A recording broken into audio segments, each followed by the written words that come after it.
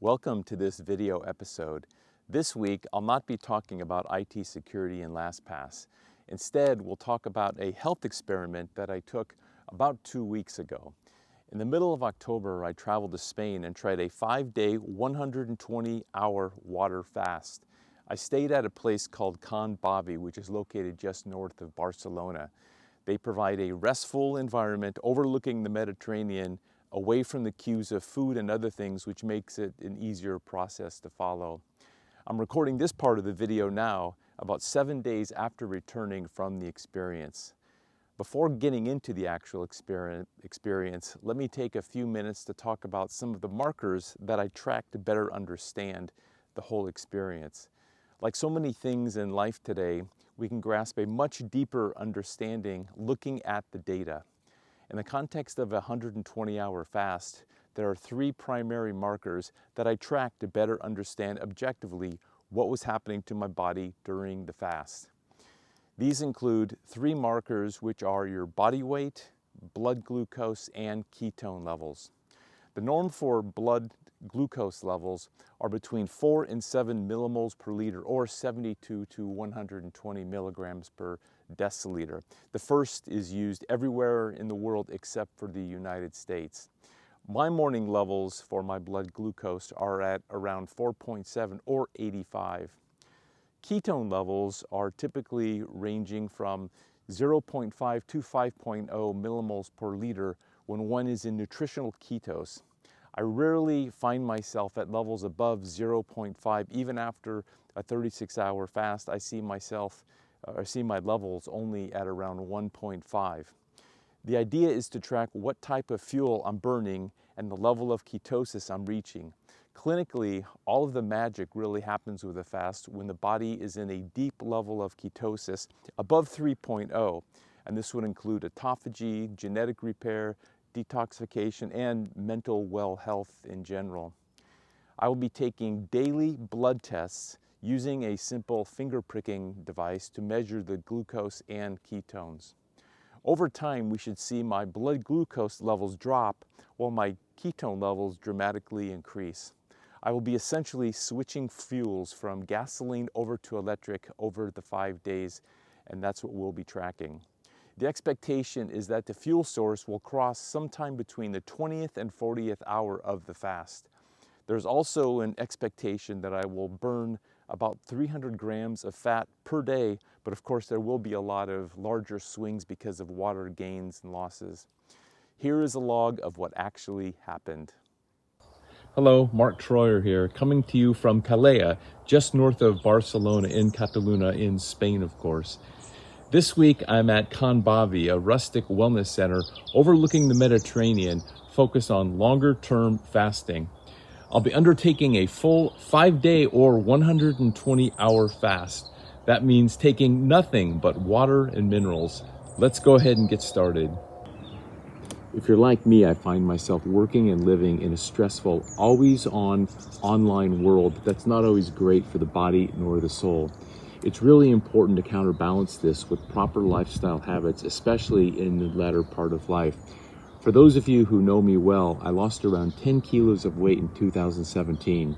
Since then, I've managed to maintain my weight and health with a rather low carbohydrate diet and a lot of intermittent fasting. This week is all about trying something new.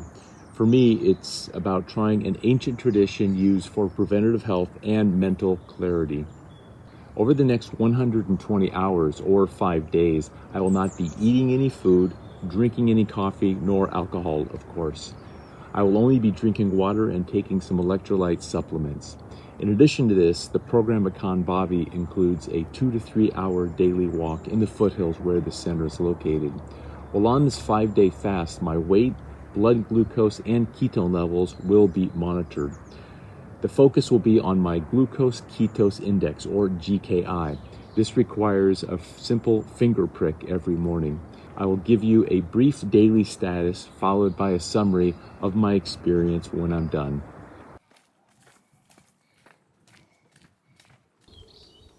Okay, so here we have a quick update for day 1 and day 2. I had my last meal on Sunday evening at home in the Netherlands.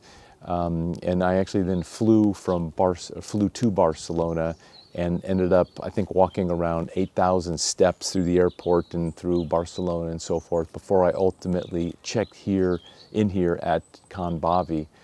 The first day was relatively easy. It, for the most part, was just like a 36-hour fast, which I do once or twice a month, and it was really no different. The second day, however, was a little bit harder. I didn't have any major side effects, but it was harder. We did manage to walk around 14,000 steps, which is about 10 kilometers altogether. So that was a fairly heavy walk for the second day.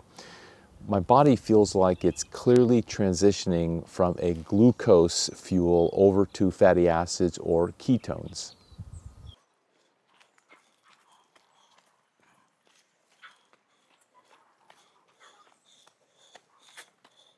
Here we are, day 3. The third day started off a bit rough. I was a bit lethargic when I woke up at sunrise at around 7 a.m. And this was the first day where I actually thought about food. I had serious thoughts in the late morning to abandon the whole entire fast and walk down to Calella and feast on a large seafood paella. Just the same, I struggled through and my hunger ultimately subsided at around 3 in the afternoon. By the way, we walked around 5,000 steps, which I think is 3.5 kilometers at lunch, which was a great idea, although I was definitely not looking forward to it at the time. My GKI ratio seems to be quickly dropping as it's now down at 1.5. As I understand it, I'm now in moderate ketosis and the anti-inflammatory effects are now taking effect. My immune cells are also evidently regenerating according to the medical literature on the topic. The good news is that I'm halfway there and I'm looking forward to getting through the next 2 long days.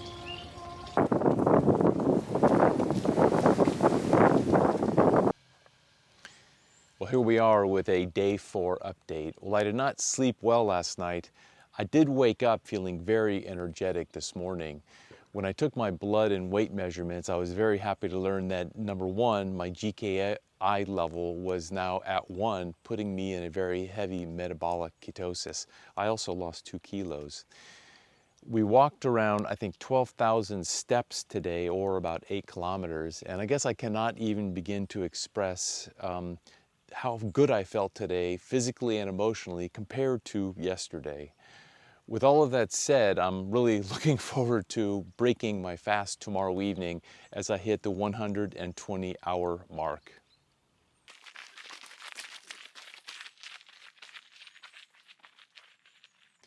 So here we are at the end of my 5-day fast in the morning, and I'm actually going to be giving you 2 different reports today, one right now and then one at the end of the day when I break my fast.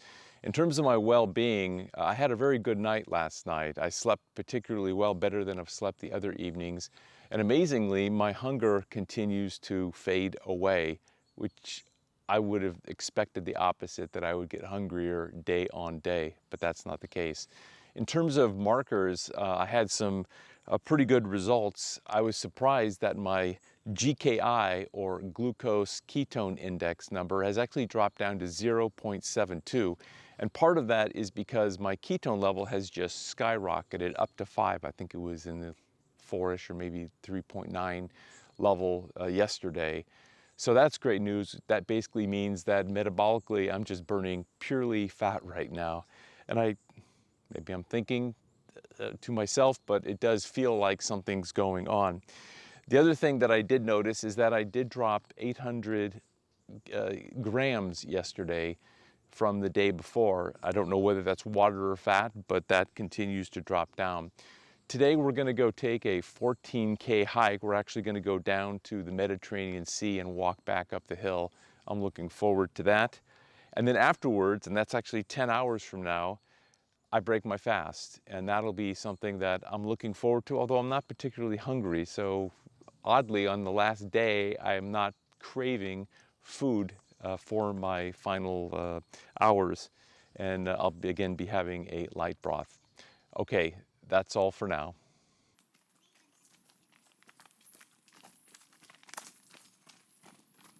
Well, here we are. This is day 5. This is the end of my fast. 120 hours or 5 days into the whole process. And I actually feel pretty good. I'm really amazed that the last 2 days have gone so smoothly. I thought I would be suffering the most. Having said that, I have thought about food a lot more over the past certainly 3 or 4 hours than I have done before. So let me just do a quick review of what I've done over today anyway. So today, well, actually over the week. So over the week, I think at my last look, I ended up walking around nearly 60,000 steps, which I think is somewhere on the order of 45 kilometers, something in that range. And as far as markers, I ended up the last 2 days anyway with a GKI, which was at around 0.75 or whatever. And again, that's a great number for metabolic eating of fat and just putting your body in a complete state of autophagy and regeneration. So pretty amazing that you can get into this state, and it's actually pretty mild, at least for me it was. So over the next 3 days, I'm gonna break my fast, and I'll start off very slowly. Tonight, I'm gonna start with just a simple broth, and then I'll have a vegetable soup. And then tomorrow, I'll start eating some more very light vegetables, lettuce, some smoothies and other things. Absolutely no carbohydrates and no proteins to speak of. Either of those days. Everything, again, I have no enzymes left in my stomach right now from not having eaten for 5 days. So this is the process as they learn. They actually, at this center, they tell you quite a bit about how the whole process works. It's really interesting. There's just a lot of things about nutrition in the body and how it adapts to not eating, how it works, which I found, particularly interesting. Anyway, that's the update for the very last minutes of my fast. And now it's time for me to have my broth, so off I go.